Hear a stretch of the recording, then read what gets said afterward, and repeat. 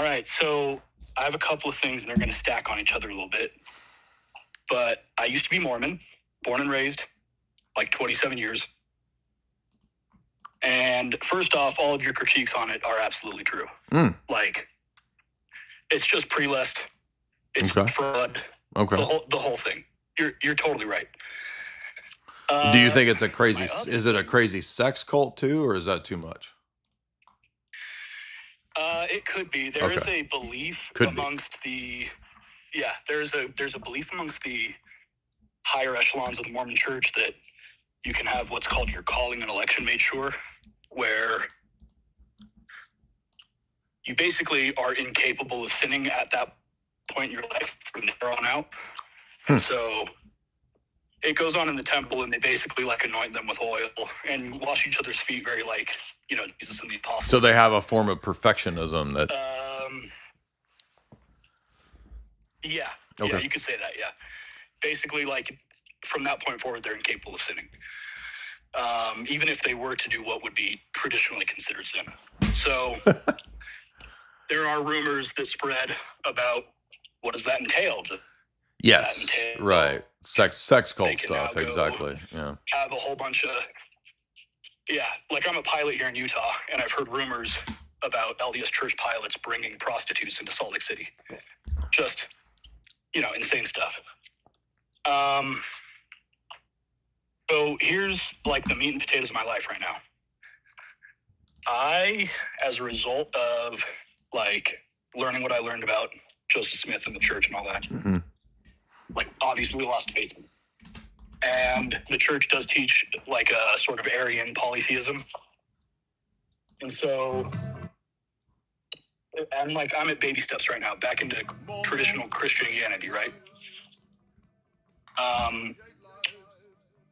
Along with losing my faith as it was like presented to me through the LDS church, I seem to have like lost my ability to like get a sense for God.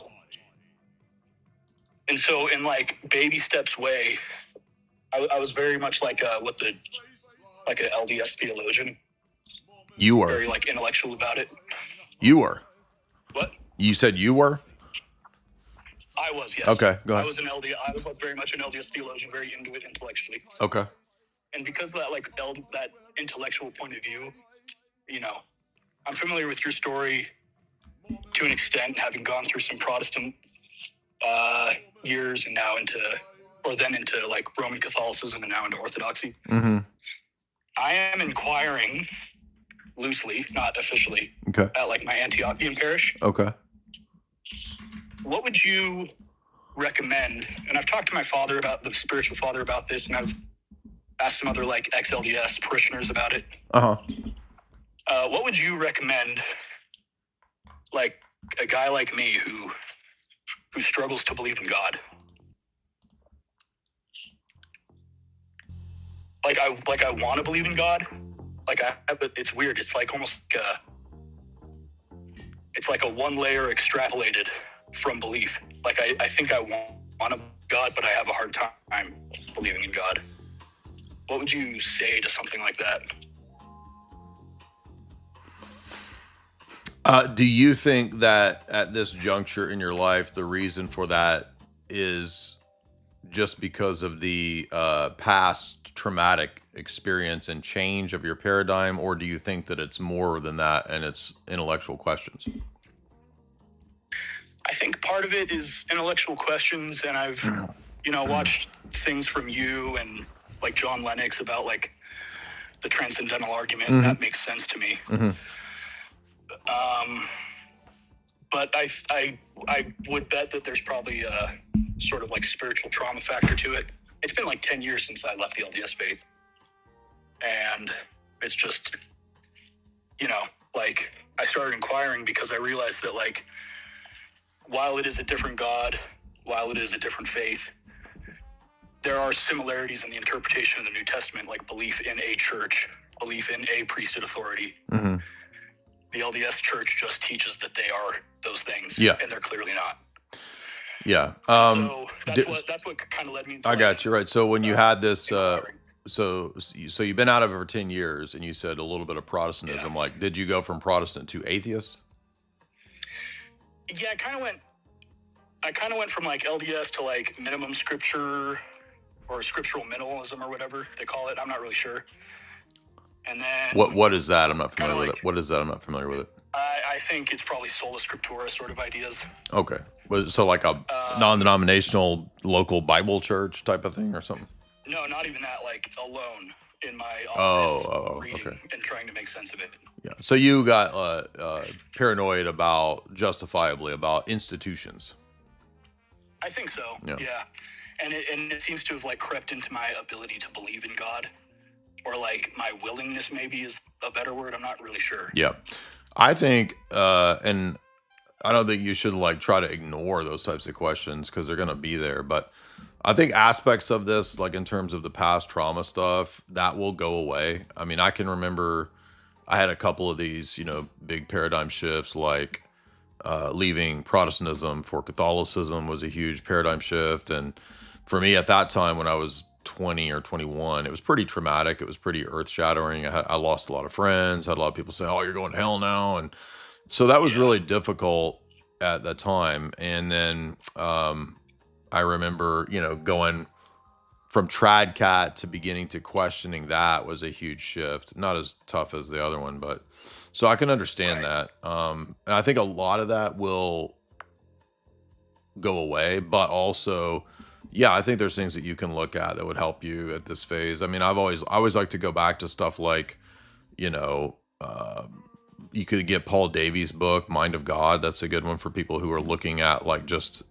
evidences for design that goes beyond just basic bitch teleological arguments, but actually looking at the structure of reality. It's like, it can get a lot more sophisticated. That little book Quadrivium is really good, that shows like the synthesis between different disciplines and how classical pedagogy always linked them together. Because you've probably seen a lot of the like tag debates. So I think those are good places to go. That little book, Ultimate Proof by Dr. Jason Lyle, is really good and it's very readable. So I would say those are things that you could look at to kind of solidify like stage one type stuff, if that's what you're wanting to do. Right. Yeah.